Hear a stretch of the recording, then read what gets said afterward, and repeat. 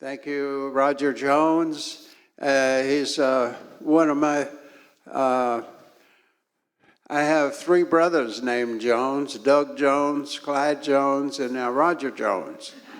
And Doug Jones is a former senator from Alabama that Pamela and I helped him to get elected to the Senate, and now he's running for governor of Alabama.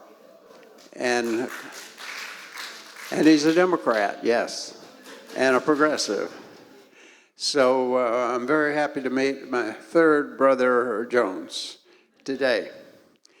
And I have completely discarded my formal remarks due to the informality of the occasion, so I'm just going to wing it here a little bit. And I would also like to thank Kay and Terrell James, who have helped us organize this evening, and they are old and new residents of this area now in Fair Oaks. They've moved from Fairhope, Alabama to Fair Oaks, California. So it's a very happy occasion for us. We've all four of us have basically driven across country in two big trucks from Fairhope, Alabama to Fair Oaks, California, bringing all the household goods and art and history of Kay and Terrell. They're coming back home.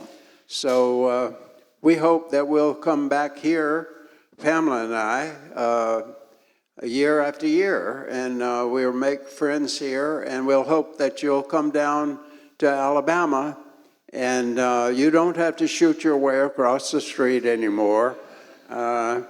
We've improved a little bit down there, and we'll try to improve it a lot more. But I would like to talk to you today about basically growing up in Alabama and some of the influences that caused me to have a life of crime. I've been arrested about 23 times, charged with 43 different criminal charges, including 3 times they've charged me with trying to overthrow the government. And now people who actually do overthrow the government are not even charged anymore. And they're considered to be super patriots. How do you get to be a super patriot wanting to destroy the country? I don't know, but that's the way it is today.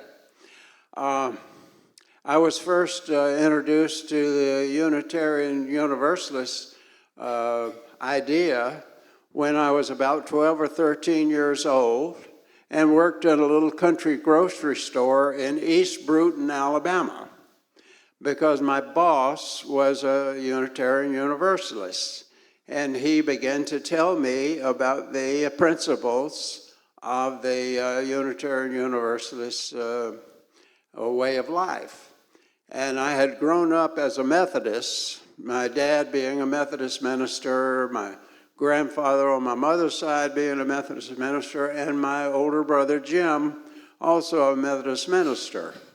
So I was very familiar with the Christian church, and especially the Methodist part of the Christian church.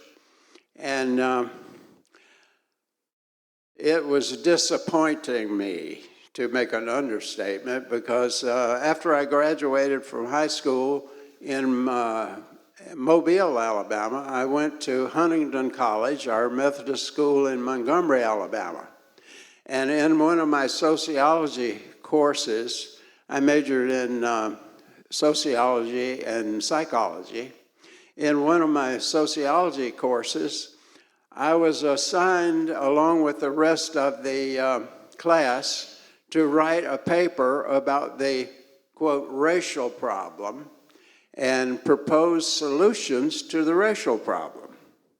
So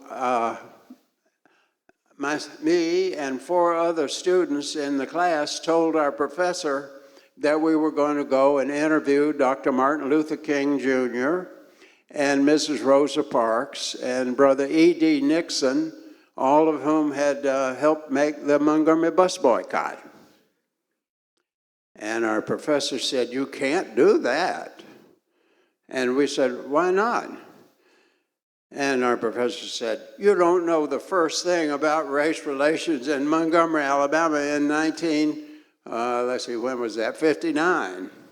And we said, "That's why we're taking your class, Professor. We're trying to learn about that." And he said, "Well, you can't do that and go over there and meet with the people that you're talking about." And we had also said we need to go talk to the students at Alabama State, which was an all-black institution less than a mile from our all-white campus. And he said, "You can't go to meet with those students over there either." And we said, "Why is that?" And he said, "You'll be arrested for breaking the segregation laws." And we said, "Well, we're supposed to write about solving the racial problem and not talk to any black people at all?" He said, "That's right, do your research in the library. There's plenty of books to read there. And if you want to do some field work, you can go to the Ku Klux Klan. They have a lot of literature on this. And also the White Citizens Council. They will give you a lot of literature on that." And we said, "Well, we think we better go and meet with the black students, and we better go to Reverend Abernathy's church, where we've been invited to come to a nonviolent workshop." And our professor said, "I don't want to know anything about it. You can't do that. I'm telling you, don't do that." But 5 of us went to the church anyway. And it was the most incredible experience that I have ever had, because we met with Dr. King first in the federal building, because in those days, if you wanted to find Dr. King, you'd find him on trial somewhere. And you could go to the federal building, and as long as you were standing up, it was all right. You only broke the law when you sat down. And so we began to learn about the subtleties of segregation. If you stand up, you can even shake the hand of a black person and not be in trouble. But if you sat down, and especially if you had a cup of coffee, you'd both be breaking the law, and you could be arrested.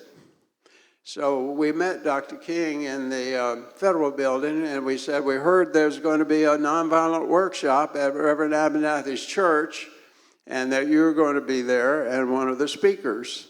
And we asked if it was all right if we come. And Dr. King smiled, and he said, "Well, you're certainly welcome to come, but you better be prepared to be arrested." And now we were really shocked, and we said, "That's what our professor said." And he said, "That's why he's a professor." He knows that you can't just go and sit down, and you can't even go to a church if it's the wrong color church.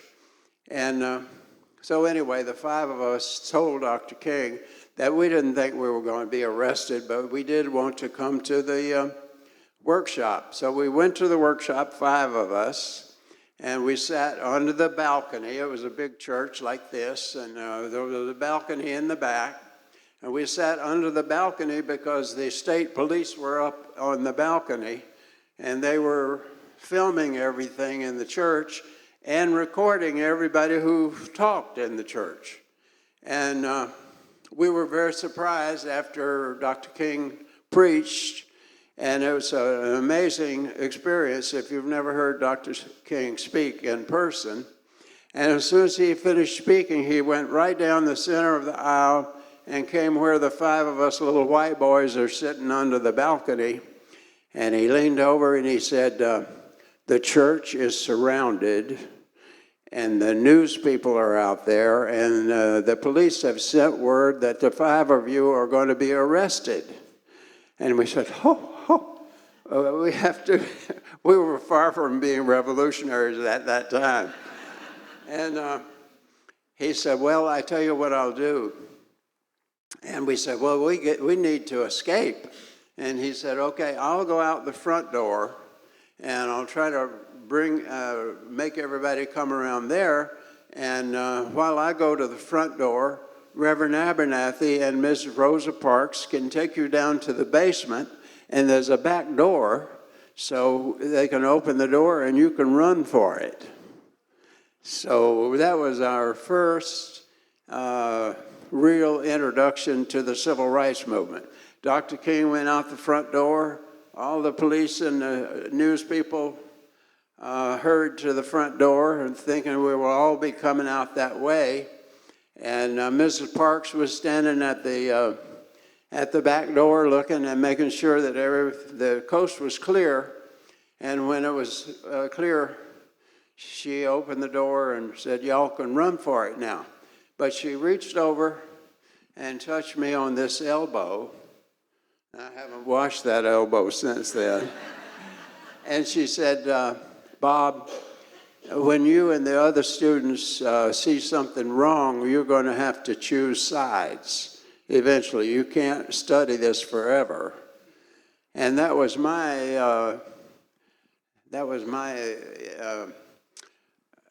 recruitment to the civil rights movement, that we had to choose sides. We couldn't just be sitting on the fence and be neutral in this kind of struggle.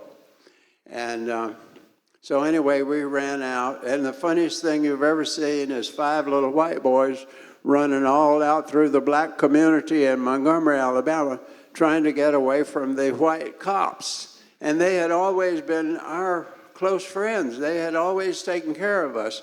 We were white, and we were students at a private college getting a great education.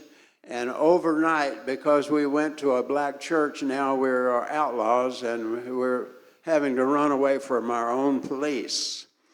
And we were so inexperienced in this cloak and dagger new world that we were entering in. We had parked right in front of the church. So we had to run way down that way. And then all the people that were leaving the church would drive by and they'd say, "Go 2 more blocks and then turn right." And they directed us about 60 blocks. We had to walk miles and miles and miles around. And we finally got in our car and drove back to campus. And by the time we got to the campus, we were met by the whole administration of the school. President, vice president, all the deans and everything. And they said, "Meet us in the office in 5 minutes." And we went to the office and they said, "You all have to resign from school now. The police have called us and you were in an integrated meeting, and I'm demanding that you resign from school." So we knew that we were doing the right thing, because even the discipline of the Methodist Church said that all faithful Christians should be looking for ways to bridge the gap between the races and bring people together rather than separating them. And so there were 5 of us. We all got together, and four of us 5 said, we're leaving. And I said, "Well, I'm not a pre-law student, but I can tell the difference between you have to resign and you are expelled." I said, "If they don't have guts enough to expel us, why should we resign? We haven't done anything to resign for." But the 4 of them left, and I was the only one that remained. And I just kept going on to class, and I finally graduated. And they were so relieved to graduate me, they gave me a high honor when I graduated. I graduated summa cum laude, or whatever that means. And but anyway, that was the beginning of my entrance into the civil rights movement. And the next thing I heard was that the Southern Conference Educational Fund had made a grant of $5,000 to the Student Nonviolent Coordinating Committee to hire a campus traveler, and they were looking for a white Southerner to do the campus traveling around the South, to go to all these white campuses and describe what's going on in the civil rights movement, and possibly recruit some people to come and join the civil rights movement. And so I had to make a decision about that. And then we had one of our people in Macomb, Mississippi. Herbert Lee was the first very brave black person who went down to try to register to vote. And the next day, his next door neighbor, E.H. Hearst, who was a white member of the Mississippi legislature, followed him to the cotton gin in Liberty, Mississippi, and shot him in the head, killing him instantly. So when that happened, the Student Nonviolent Coordinating Committee always had a policy of, if any of our people are hurt, we are going to flood the zone. They were trying to scare us and try to keep us from going there, but if they ever hurt any of our people, we're all going to go there. So I had, in the meantime, gone to Atlanta and joined the Student Nonviolent Coordinating Committee as their campus traveler. And that was my first test. When James Foreman, who was the executive director of SNCC, said, we're having our first staff meeting in Macomb, Mississippi, and we need you to go. We need your car. I was one of the few people that had a operating automobile. And so that was when I had to make my first decision about, well, should I go to Macomb, Mississippi? It's a very dangerous place. They've already killed one of our people. And so I had to decide, and then I decided that I would leave it up to God. If God wanted me to go to Macomb, Mississippi, I would just go. And I didn't want to be afraid, so I said, God, if I go, I'm not going to be afraid. I'm just going to put all my affairs in your hands, and I'm just going to go and do whatever you tell me to do, and I'm not going to be afraid. So I did go, and while I was there in the staff meeting, Brenda Travis, who was a young black woman, 16 years old, she had already been arrested 2 or 3 times in the Freedom Ride. She led 135 students from Berglund High School out of school and marched down to the City Hall in Macomb and protest the murder of Herbert Lee. And so as they were marching down to the courthouse, they came by the place where we were meeting in the upper room of the Masonic building, and they came up to where we were, and they all sat down and started making picket signs. And so I started talking to myself, and I said, well, I can't go on this march because I'll be the only white person, and there'll be more violence than usual. And I said, and my father will lose his church, my mother will lose her teaching job. And I kept telling myself, I better not go on this march. And then I realized I'm talking to myself, because in those days in SNCC, when there was something dangerous to do, nobody asked you to do it. Nobody suggested that you need to do this.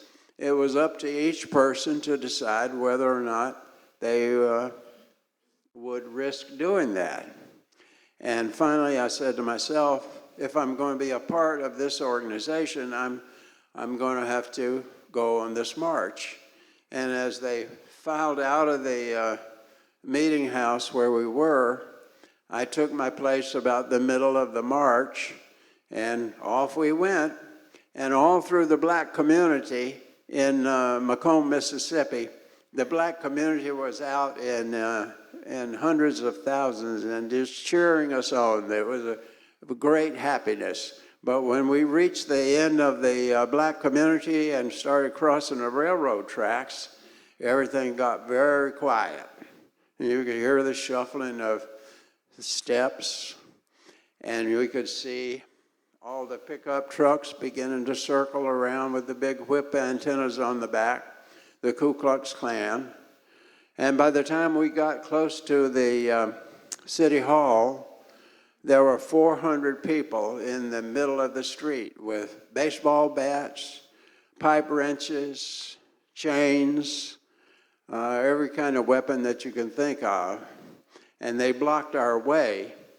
So the first students that got to the steps of the City Hall knelt down to pray, and the police would come over and grab them and say, "You're under arrest," and they would take them into the City Hall.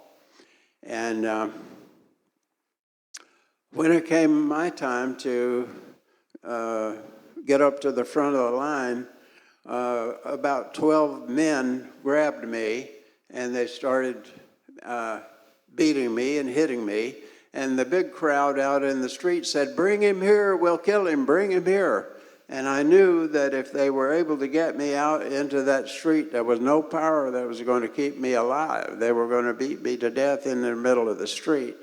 And I hadn't had very many nonviolent workshops, but I heard my father in his preacher's voice saying, "The Lord helps those who help themselves." So I very nonviolently took a hold of the railing down the City Hall steps. And it was a good, strong rail, and just enough for me to get a good grip on it. And it was old and rusty, so it had a lot of friction. And 15 men started trying to pull me loose from that rail. And they would pull, and I would hang on. And when they came back to get another pull, I would actually move up the rail because they were hitting me on my hand, trying to break me loose from the rail. And the rail was getting rather bloody, so I would move up on the rail. And I worked my way all the way from the bottom, 3 flights of steps up to the top step.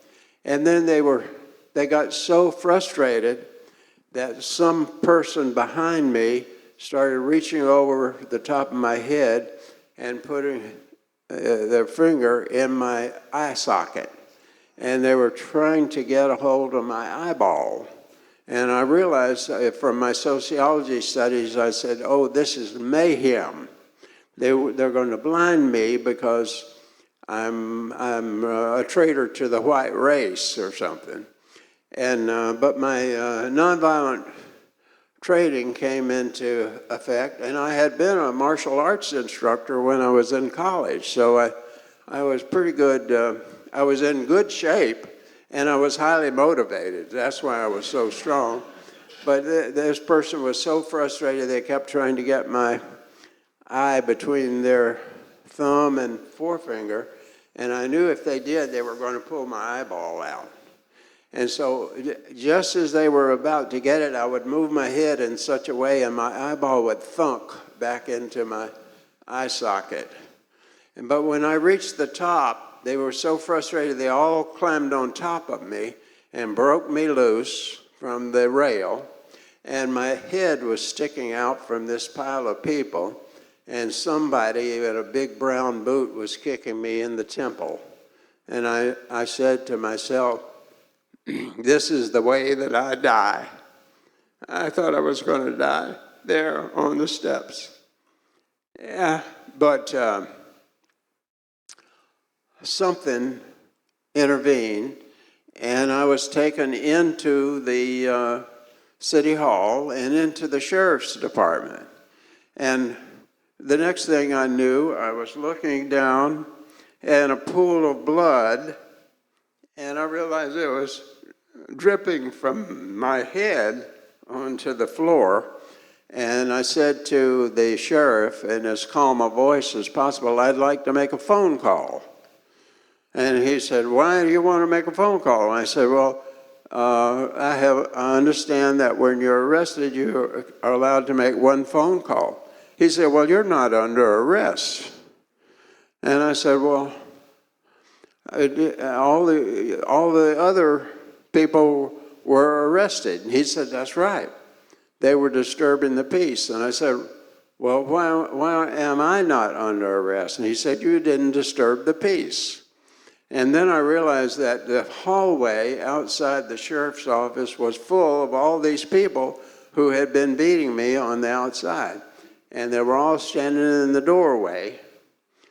And they knew that the sheriff was going to turn me over to them, which he eventually did. And he said, get out of my office. And he threw me out into the hall. And they took me and put me in a pickup truck.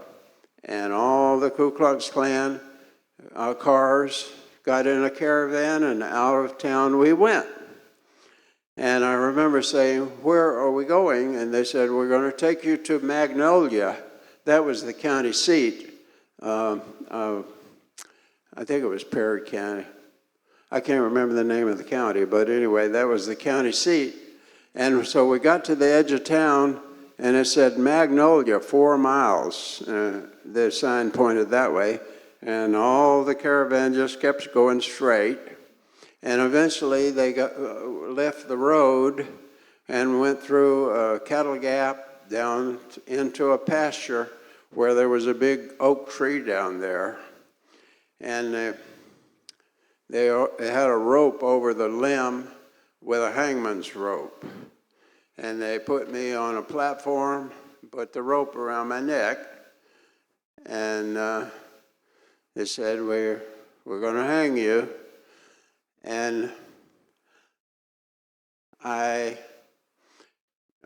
Pamela always says that I shouldn't say that I was not afraid. I had dealt with my fear before, and I had decided that I better do this, and I had just turned it over to God. And I said, God, whatever your will is. And that's why I was not afraid. And so I was able to talk to and confront each person in that mob who were hell-bent on hanging me. And one of the people in the mob was someone that I knew. It was Doc, who was one of my classmates from Huntington College. And Doc kept calling me by name, Zellner. And finally, the old Klansman, who was really the one in charge, said to Doc, what are you calling him? And Doc said, Zellner. And the old Klansman said, you know this guy? And he said, yeah, he's a in-loving Jew from New York. And I said, wait a minute, I'm not from New York. And he said, how do you know this man? He said, well, we were in college together. And he said, you know, his dad was in our same organization, and he left our organization. So that's when I knew they were going to kill me. They were talking about Klan business right in front of me. And but I began to challenge them. And Doc had been an Army Ranger. And any of you who are veterans know how tough the Rangers were. And in college, he and I had a lot of fights. And he was never able to beat me in a fight because I was younger. He was older than I was, so I was younger, and I'd always beat him in the fight. And I said, Doc, you're still a coward, aren't you? And he said, what do you mean I'm a coward? I ain't afraid of nothing. And I said, well, y'all are getting ready to hang me, and you know that I'm nonviolent. And I said, but I would be glad today just to satisfy everybody, to set aside my nonviolence, and I'll go a few rounds with you right now if you want to. I said, because I know you won't do that. You're a coward. And cowards are people that gang up on somebody because they expect them to be nonviolent. And so I began to get them arguing among themselves. And finally, Doc kicked the platform out from under me, and the rope tightened around my neck, and the old Klansman caught me before it was able to break my neck. And the old Klansman said, cut him down, cut him down. So they cut the rope, and they said, we're not going to kill him today. We're going to go to Magnolia. We'll put him in the jail there, and those guys from Brownsville will come over here and get him tonight. And so that's the way I escaped being hanged right then. And then my life was saved by Jack Young, who was one of the brave attorneys of the NAACP. He was one of 2 black attorneys in the whole state of Mississippi. And that night he came down from Jackson, Mississippi, paid my bail at the Magnolia jail, put me in his Cadillac and drove me back to the safety of Jackson, Mississippi. And I think that was God saying to me, in a way, you've got a lot more work to do before you're going to be able to come home. So I've been trying to do that work, and I've been inspired by the efforts of the Student Nonviolent Coordinating Committee to teach and practice nonviolent direct action. I want to talk a little bit about some of our people, like Jonathan Daniels from the Episcopal Church.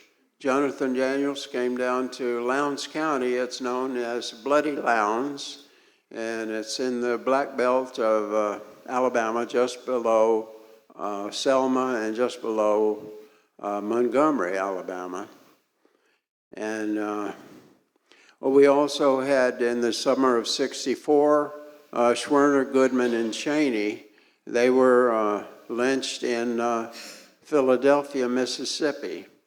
And Pamela and I have gone many days, many times, on tours to Philadelphia, Mississippi, and to meet with Mayor Leroy, who knows all of the details about how our 3 civil rights workers were murdered that summer in Philadelphia, Mississippi. And I feel very close to Schwerner, Goodman, and Cheney, because it actually happened to them what a lot of us thought would happen eventually to us, that we would all be martyred in some way. And when they were captured by the Ku Klux Klan in Philadelphia, the coroners, once the bodies were found, the 3 after they were murdered, they were buried 18 feet deep in a dam on a Klansman's property. And they thought they would never be found, but some of the local people helped the FBI find where they were buried. And the autopsy of James Cheney, who was the black young man of the 3, had been beaten so severely when he was tied to the tree that the only comparison they had was a high-speed airplane crash. They said every bone in his body was splintered and mashed beyond recognition. And Andy Goodman, who had just come down from the north to work in Mississippi that Freedom Summer of 1964, I believe it was, he was still alive when they buried him. They had shot him, but he was still alive when they buried him because his hands were gripping the mud, and the mud was spewing up between his fingers. And I remember the testimony the people who were there. And one of the Klansmen said, well, they didn't, I wasn't able to kill men in, but I'll get you. And he said to Schwerner, and Schwerner said, I understand how you feel. And the man reached under his arm and shot him in the heart. So I knew how they were feeling before they died, because anybody that was working with SNCC, the Student Nonviolent Coordinating Committee at that time in Mississippi or Alabama, knew that that was a fate that they were likely to meet. And most of our early people were courageous enough to face death and go through and suffer death if necessary, because we knew that the vote was worth dying for. Democracy was worth dying for. That the principles of our country were worth dying for. And that's our message now. And I notice most of our gray heads in here, but Pamela and I are dedicated for the rest of our lives. And I'm 87. I probably only have another 25 years to live. I'm trying to get as old as some of our local people were. Some of our local people lived to 110 years old and were still active in the movement. And so our job is to tell this story to as many young people as possible, because they are the hope of the future. If they believe in democracy and believe in the principles that our country is supposed to be founded on, they're going to be spending the next 50 or 60 years of their lives working to restore democracy and restore our country to the principles that it's founded on. And I appreciate every one of you being here today, and I know that you are spreading the word as much as possible as you can in all the communities that you are parts of. And I am optimistic about the future. And I hope that all of you who have young people or are in touch with young people will make sure that they're registered to vote. And it doesn't matter, they want to be Democrat, Republican, Independent, Democratic, Socialist, or whatever. Be sure that they are registered, and be sure they go out and vote in November, because I think the tide is turning, and I'm highly optimistic about a bright, progressive future for our country. And I have learned one thing from all of my work with so many of the people I have worked with, and that is that sisterhood and brotherhood is not so wild a dream as those who profit by postponing it pretend. So thank you, and I hope there's some questions.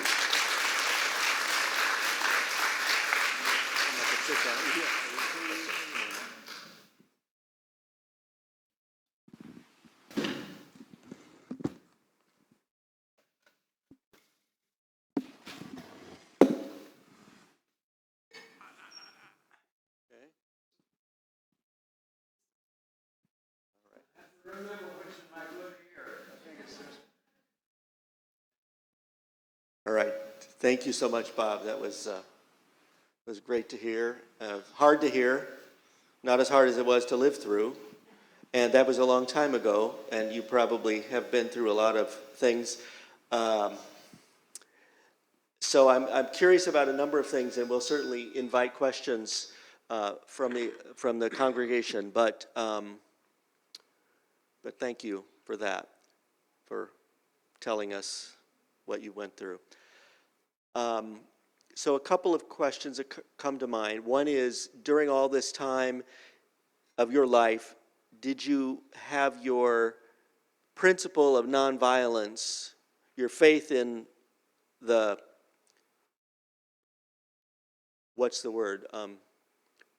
promise of nonviolence as a resistance tool, did you have that tested, or did you always keep that faith through your life?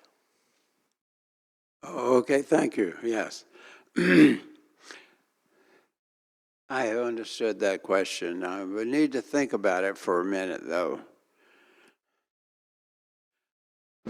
There was a time when my when my reliance on nonviolence was tested, and that was when we started the GROW project.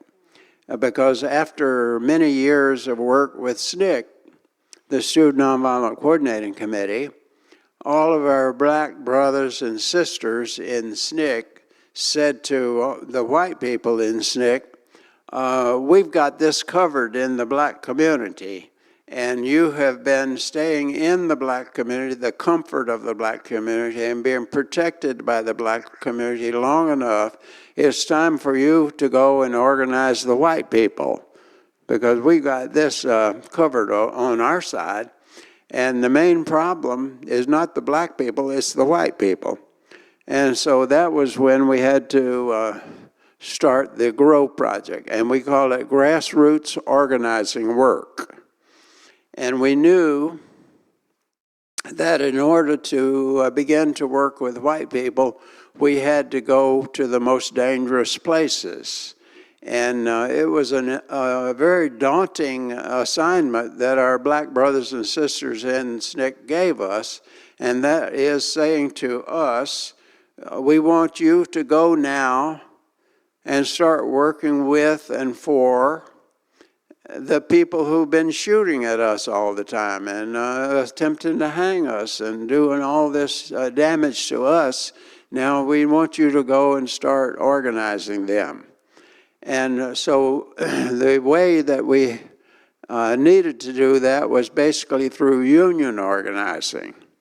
And we had to find places like Laurel, Mississippi, and we had located the headquarters of the GROW project in New Orleans, Louisiana, because anywhere else in the Deep South, we would have had to be protecting ourselves at all times and worried about being attacked by all hours of the day and night.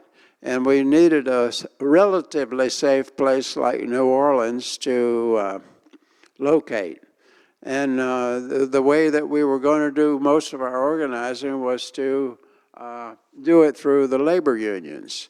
And we found out very early, because we started working with the people that we were already working with, like Miss Fannie Lou Hamer up in the Delta of Mississippi. And Miss Hamer was working with a lot of poor white people, and they were bringing their children to the Head Start centers, and they were also getting jobs at the Head Start centers. So we went up and spent a lot of time with Miss Hamer, and she was introducing us to all of the poor white people who were working at the Head Start centers, like Ike Traxler from very close to the Mississippi River in Sunflower County, somewhere in the Delta of Mississippi. And as we began to work with them, we realized that many of them were so poor that they really needed social workers. And there were some social workers that we were working with, and we decided that we would direct them and put the social workers together with those poor people and have them work together. But we said if we're going to be able to expand our work with the white, regular white population of the South, we're going to have to start working with the regular working people. And that's when we heard about the strike at Masonite Corporation in Laurel, Mississippi. And that was a particularly frightening place because the Ku Klux Klan people that had killed the free civil rights workers up in Philadelphia, Mississippi, were from the Laurel area. And So we went up to Jackson to meet with the head of the AFL-CIO in Mississippi. And he told us all about the strike that was beginning at Laurel. And he said Laurel, Mississippi Union was originally organized by the Wobblies. And they were a very radical labor union at the Masonite plant. And he said there's a lot of Klansmen in that union, but there's also a lot of black people in that union. And they are saying that they need all the help they can get. So how about going down to Laurel and helping them in the strike at Masonite? So when we began to do that, we realized that labor organizing was a little bit different. It was very similar to civil rights organizing, but there was a long history in the labor movement with the Pinkertons and the Wackenhut organization of gun thugs. And they would usually shoot the organizers. So if we were going to become organizers, union organizers, or we were going to get shot at more than we were before as civil rights organizers. And I talked to my father about it, Reverend James A. Zellner, and he said, oh, well, I understand that you need to be nonviolent. But he said, son, I was a member of the Ku Klux Klan for many years, and I know that they will prey on you because you are nonviolent. And he said, I'm worried about you, so I've got you a pistol. It's a Webley .45. It's a British officer's revolver. And if you know anything about pistols, that is a .45 is a really big slug, and it's a really big barrel. And Daddy said, and I've made you some nonviolent bullets. And I said, well, okay. And he said, I want to show you how they work. So he took some of his nonviolent bullets, and we went out in the backyard, and there was a pine tree about 30 feet away, and he took aim and shot the pine tree one time, and it just knocked the bark off the pine tree right down to the white. And he said, that's a nonviolent bullet right there. And he said, I'm going to give you this pistol, and I'm going to give you some nonviolent bullets. And if anybody threatens you, and you have to shoot them, don't shoot them with a real bullet, shoot them with a nonviolent bullet. And I said, well, how did you make that? He said, okay. Now, Daddy was very handy with tools, and being German, he was he was good at all mechanical things. He said, I took the .45 slug out of the shell. I left the powder in there, and I put 2 aspirin on top of the powder, and then I caulked the whole thing up with bar soap. So it was white on one end, and he said, that's the nonviolent bullet. And he said, I've got my pistol loaded, and I've got an empty chamber in case there's an accidental shooting. There's no bullet there. But he said, and the next 2 have nonviolent bullets. I got these nonviolent bullets, and then I've got another empty chamber, and then I've got 2 more chambers. I forgot how many. It was a 6-shooter, but anyway, he said the last 2 are real bullets. He said, if anybody is crazy enough to keep coming at me after I've shot them with my nonviolent bullets, I got 2 here that'll flip them backwards. And so I did compromise a little bit on my nonviolence because I started carrying Daddy's big old Webley .45 revolver, and I only had to use it one time, and it was pretty funny then. I was on my way back home one day from Laurel on Highway 59, I've forgotten what it is, coming into New Orleans. And I got around Poplarville, which is a very hotbed of Klan activity. And I was driving we had a VW bus. It was not fast and it was not maneuverable, but it would carry a lot of people. And I was driving along, and all of a sudden, I'm always aware of a vehicle that overtakes me from behind and starts to pass me, and then slows down and matches my speed. And that's what happened to me as I was going along, and it was an interstate highway, so there's 2 lanes going this way and 2 lanes, a big median strip, and 2 lanes going the other way.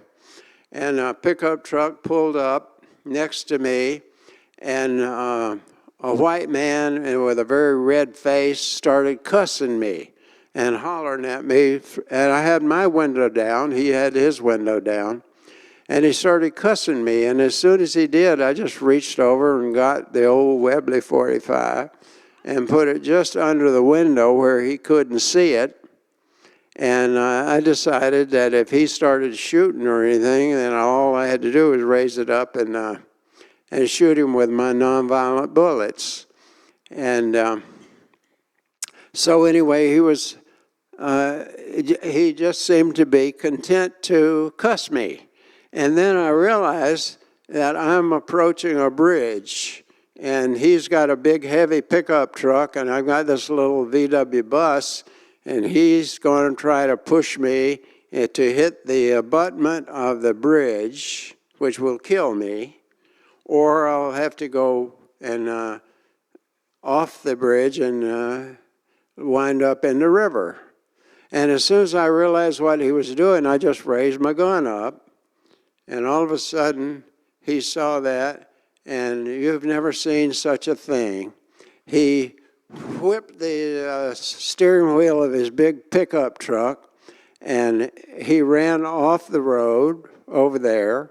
And I'll never forget, he was sliding sideways so fast that he was clipping there was tall grass there, and he was cutting the grass, and the grass was flying over the truck.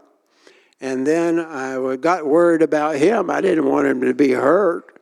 And so I watched him carefully, and he got all the way across the median and headed back the other way. And now, I know it's a long story, and I'm almost finished. But the next week, we had another meeting in Laurel, and we would always have a meeting in the next county. And we'd have 2,500 to 3,000 people at our outdoor meetings. And when I got to the meeting, I saw some of my old Klan buddies. I knew they had been Ku Klux Klan members before. And they came over to where I was, and they said, that was the most wonderful thing that happened last weekend. And I said, what do you mean, that speech I made? They said, no, not the speech. What happened on the way home? I said, what do you know about that? He said, well, we went to the Klan meeting in Poplarville, and they were all complaining bitterly because they thought y'all were nonviolent, and you pulled a pistol on one of our guys. So anyway, we did have to compromise a little bit on our nonviolence.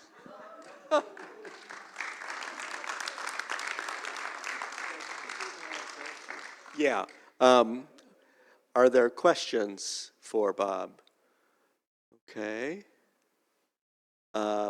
Right here, and then right there. Yeah, so people can hear. Hold it up close to your mouth. Very close. Hello. Hello. My name's Jana. I'm a member of this church. I'm really thank you for being here. My questions are that you once belonged to the Klan, and some of your family belonged to the Klan, and it's unclear to me, or I would like to know, how the separation from the Klan began. Also, you must have had family that remained in the Klan. How did you interact with them after you left? And I guess that's it.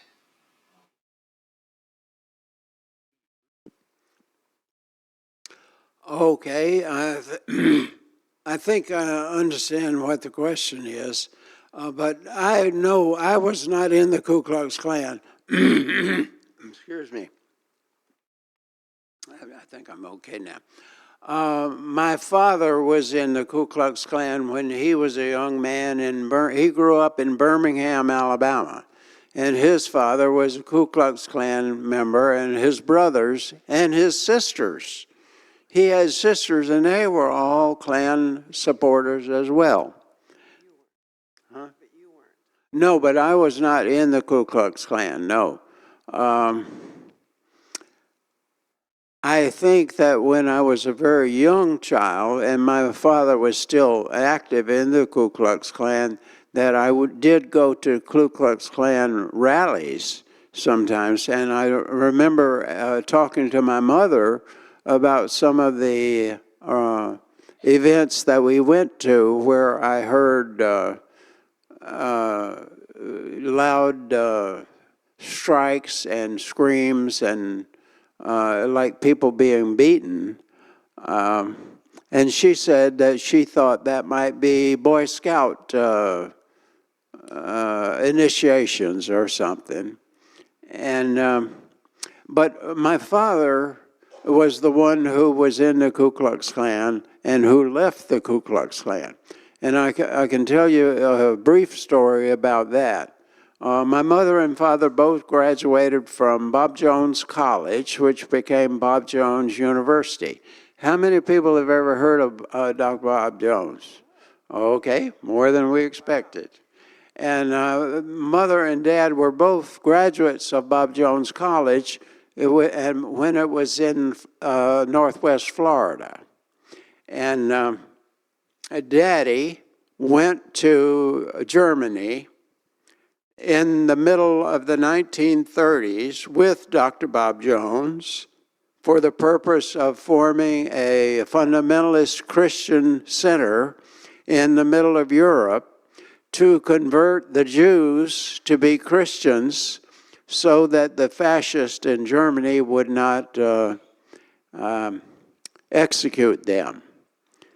And my father began to identify more with the Jews that he was working with than he did the Nazis, because he was a Nazi himself. Being a member of the Ku Klux Klan is the same as being a fascist or a Nazi. And my father began to identify more with the Jewish underground than he did Hitler and his group. And so when he returned to the United States, the war was just picking up, and he continued to struggle over his beliefs as a Ku Klux Klansman and his beliefs as a Christian, because he applied to be a Methodist minister. And he was preaching the New Testament, teaching Jesus' teaching, and he could not reconcile that with his Klan beliefs. And so, being a dedicated person, he eventually announced to his family that he was leaving the Ku Klux Klan. And the Ku Klux Klan was like the strongest gangster group that you've ever heard of. And you can't just leave the Ku Klux Klan.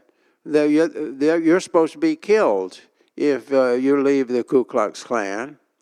And my father knew that, and he was disowned by his own mother and father, and his brothers never spoke to him again in his entire life. And I never understood how hurtful that could be to any person. Can you imagine being disowned by your own mother and father? Only thing I can relate it to now is the LGBTQ community. If you come out and you're family is so unchristian that they will disown you for being what you are. But anyway, when he did break with the Ku Klux Klan, that's when he began to have a lot of trouble in the Methodist Church, because the Methodist Church was supposed to be a Christian institution, and he could see that they were being unchristian, and especially the evangelical part of the Christian community were compromising their own Christian principles in favor of politics. Instead of having their politics influenced by their religion, politics was influencing the religion. Yeah. So it was all backwards. And when Daddy decided to break with the Ku Klux Klan, he had an awful big trouble with the Methodist Conference, and he was deliberately appointed to be in charge of a rural charge in a place like Bashai, Alabama, which was terrible Klan territory. And within 24 hours of moving to Bashai, the family, Daddy was informed that if we didn't leave in 24 hours, they would come and get all of our stuff out of the house, pile it up in the road, and burn it. And if that didn't run us out, they would kill us. So he took a tremendous beating when he left the Ku Klux Klan and openly identified with Dr. King.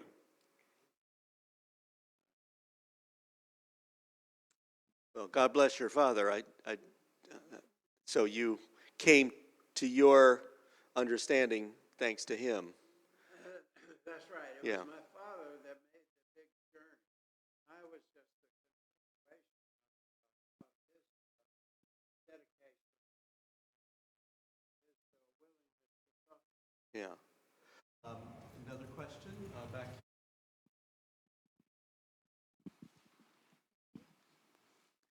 Hi, my name is Margie Lee Johnson, and I'm here with my friend Sona, who goes to this church. So, first of all, before I ask my question, I just wanted to say, I count you among the righteous. As a kid, I grew up right after the civil rights movement kind of wrapped up, and my parents always talked about it, and I always saw imagery of people, white people, locking their arms with MLK and putting their lives at risk when they had privilege and he didn't have to. And it always struck me. So, as the Jews said to the Gentiles who saved Jews, I count you among the righteous. So, thank you for that.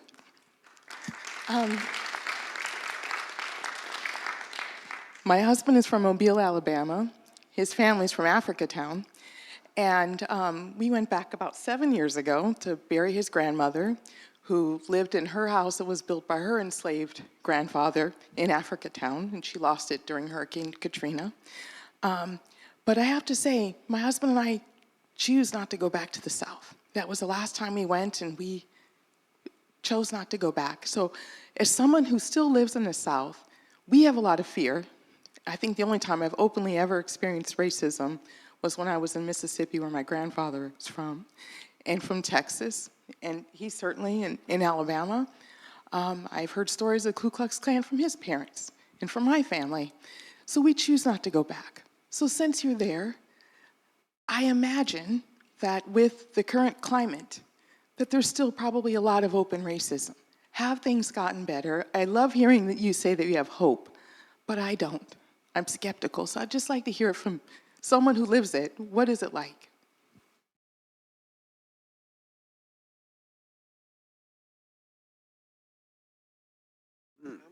Okay, yeah.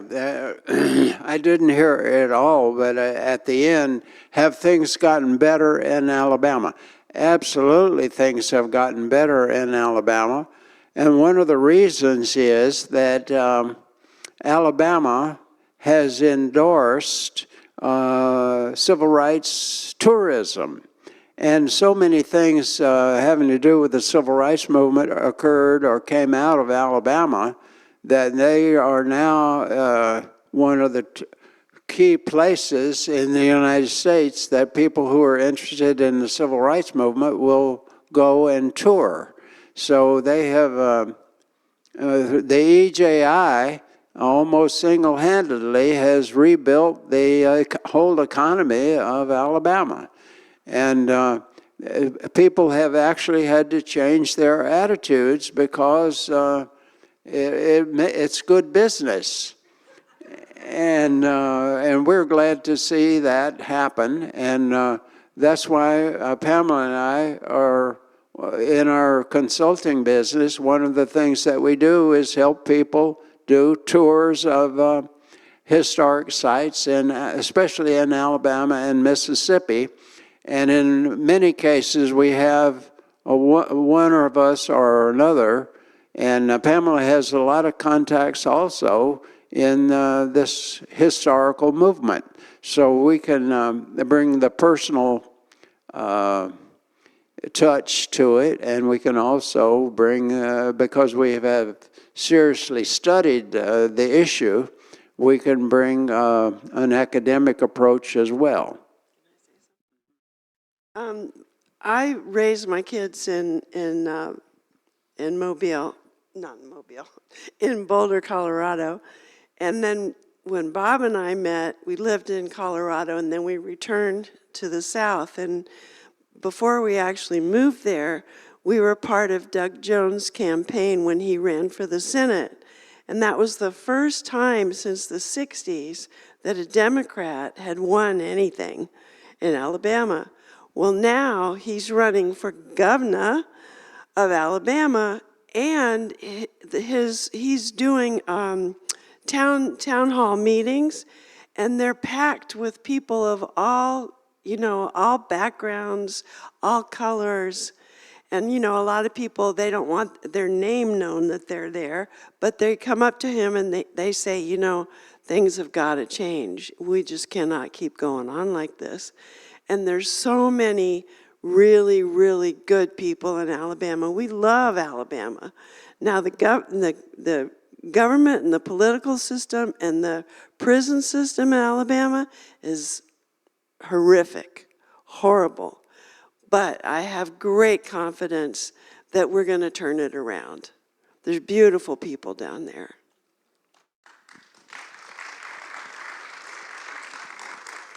Thank you. Naomi? And then Phil. You had a question, Phil? Okay. Partially answered my question, but my question is, what have you done to make a living since your early days as a young man and your days now as a senior? Has it always been in consulting regarding the political situation, or have you done other things? You were a history professor, were you not? Well, I've been very blessed in my work because when I was growing up with a Methodist preacher father and a public school teacher mother and 5 boys, we were pretty poor. And so we always had to have jobs. And my first job was delivering the newspaper. And then another job that I had when I was 12 or 13 was working in a little country store in East Bruton, Alabama, where I had to deliver groceries on a bicycle. And as fate would have it, the little country store was at the bottom of a long hill, and all of our customers lived up on top of the hill. And after they did their shopping, they would load up my big basket on my bicycle, and I'd have to ride up the hill in my bicycle. So I got very strong as a young person riding my bicycle. But one of the most important things about that job was that my boss, Malcolm Edwards, was a Unitarian Universalist.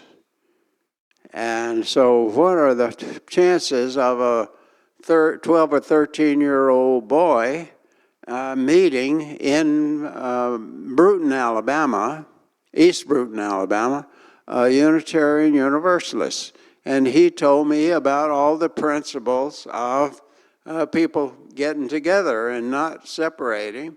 And he was also a believer in Huey P. Long, the populist, progressive side of the populist movement. And he said there's a whole lot more poor people, black and white, than there are rich people. And if we can ever get together, we'll be able to have a good government. Some of the other jobs I had during the Row Project, when I was in the part of the community of the working people in Laurel, Mississippi, when they lost the strike at Masonite, there were over 400 union activists who were fired from their jobs at Masonite in Laurel, Mississippi. And all of them had to go and find jobs. And one of the places that jobs were available was on the oil field in Alabama, Mississippi, and Louisiana. And so they all went to work as roustabouts on the oil field. And in order to continue working and doing organizing, I went to work on the oil field also as a roustabout. And also, when I was still in high school, at Murphy High School in Mobile, I worked in my cousin's construction company, Jordan Construction. And I worked I started out as a mortar forker. A mortar forker. I was mixing...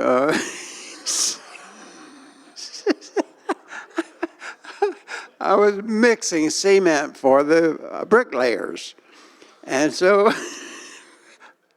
I did that for a long time, and then I graduated to being learning to lay cinder blocks and then to be a bricklayer also.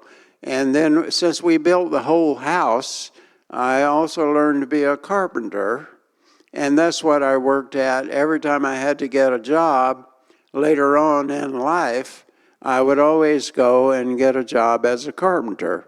So when I lived in New Orleans, I made the best money that I ever made my whole life because I was a journeyman carpenter working at Shell Oil Company up in Norco, north of New Orleans. And we made $25 an hour, double pay for overtime. If we worked over 8 hours, we made $50 an hour. So some weeks I made $1,600. That was as much as I made in 6 months. I wish you still did. Yep. Pamela said she wished I still made that much money. But we're going to go back on the lecture tour, and hopefully we will be able to get enough events so that we can afford to retire. We have not been able to retire yet because we're too poor. And have you ever retired and had to go back to work? Well, that's what we're doing. And we are not going to retire until God calls us home. That is reassuring. Phil. Hi, Bob. My name is Phil, and I'm a member of the congregation here. I was wondering if you can kind of speak to your experience on bringing your activism closer to home. I know a lot of us have family members and friends we admire and we love who buy into a man and a philosophy that is racist and homophobic and transphobic. And I was wondering if you can offer any advice as to how to deal with those people and those beliefs in a way that still respects them as people and members of our family. How do we bring what you've done home to now when we've got family members, and I, like Phil, I have some too, who are caught up in this movement following this leader that's very hostile, that's very violent, that's very hateful, that's very misguided, and these are our family members. So, Yes, or okay. our neighbors. Yeah, well, I do have some personal experience with that because one of my brothers was very active as a young person in the civil rights movement, going to Highlander Folk School in 1959, preparation for school integration, and then he moved back to Alabama, and he never went anywhere else, and he became a Trump supporter, a MAGA. And that's why I wear a red hat. Is in honor of the Tuskegee Airmen in Alabama, but a lot of people think it's a MAGA hat. So I get to talk to a lot of MAGA people, and one of the ways that I've related to my brother, he's my baby brother, and there's of 5 boys, there's only 2 of us left. 3 of our brothers have died. He's my brother. I love him. And for many, many years, we would meet, and we just would not talk about any kind of politics. And I decided I was just going to love my brother and find out all of the good things about him. And you can find the meanest person in your life that you know of, and there's something good about them. So find out whatever is good about that person in your family who may be extremely conservative or even MAGA-minded, and relate to the things that are good about them. And eventually, I think that Martin Luther King was correct. The arc of the universe is long, but it bends towards justice. And I think everybody, especially if they grew up in the Christian tradition, the Buddhist tradition, or any of the religious practices, are going to see that separating people and hating people because of the color of their skin or their gender or their sexual orientation or any of those things, it's not, that's not Jesus' way. That's not the way of a good ethical humanist. So you just keep on loving those people and talking to them. You don't have to talk politics. Just keep talking to them about family and about the values that you have. And I think that a whole lot of people between now and next November are going to be coming home.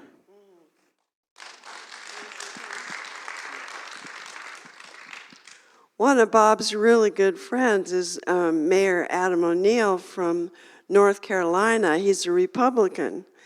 And he and Bob became really good friends because they were trying to save the hospital, the rural hospital in Mayor Adams' town. What's the name of that town again? Belhaven.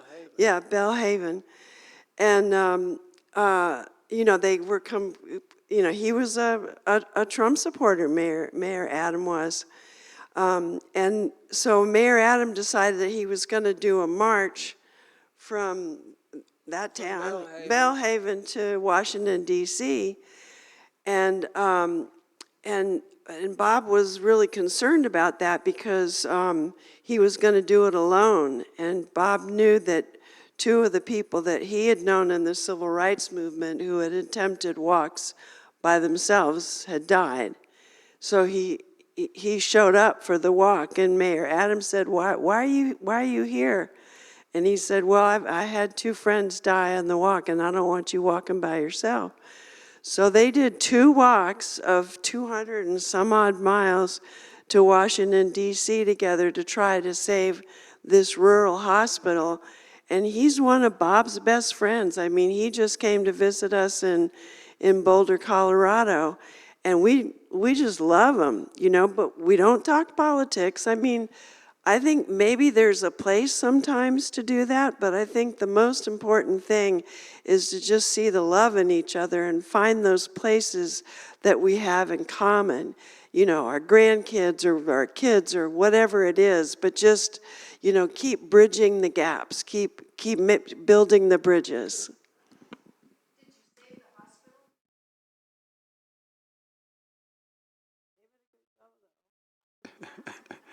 Oh, I try not to brag, but I was 65 years old the first time we walked from Bellhaven to Washington, D.C. In 14 days. We walked 280-something miles. We walked almost 20 miles a day.